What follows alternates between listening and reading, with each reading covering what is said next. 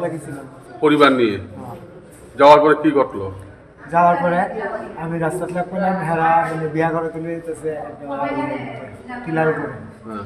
তখন সময় আমি বিয়া করছি, দাঁড়াও কথাবার্তা আছে তোমরা লোকে, বিয়া দিলে তো আমি দিয়া যাবো, ঠিক আছে, আমি সব কিছু দিব তোমরা অপেক্ষা করো। আর বড় ছেলে এসেছে, বড় ছেলে আইলে আমরা সামনে বাবার দিয়া যাবো, তোমরা এমনি একটু দিও না। ওটা কোয়ার থেকে দিবার দিয়েছে। কতজনের মতো আপনারা প্রায় অ্যাটাক করলো? আমরা অন্তত আমাদের কাছে 10-12 জন স্যার, তাই নিয়ে 10-12 জন জেলেরা পুরাইছে কিলাইছে, 10-12 জন এরকম করছে। আমাদের বাড়ি কোথায়? কোন জায়গায়?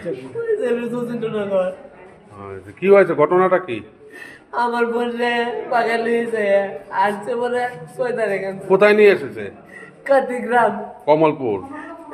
এই কি থাকা এই মরাচরা না কি তাই জায়গাটার নাম, এদিকে গিয়েছি না, কত গিয়েছি না। কাতিগ্রাম একটা হাই স্কুল আছে, এই জায়গা দেখছি।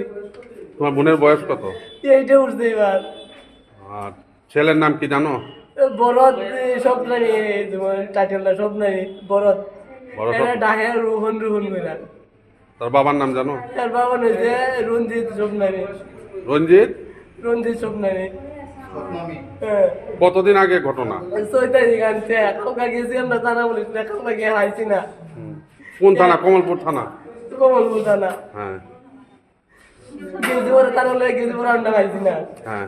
এরপরে আমরা আয়া বলতে পাইছি না, কিতাব রান্না পাইতে আয়া বলতে, এরপরে আজকে আবার আমরা আবার আইসি, আজকে আমরা বুঝতে আইসি না।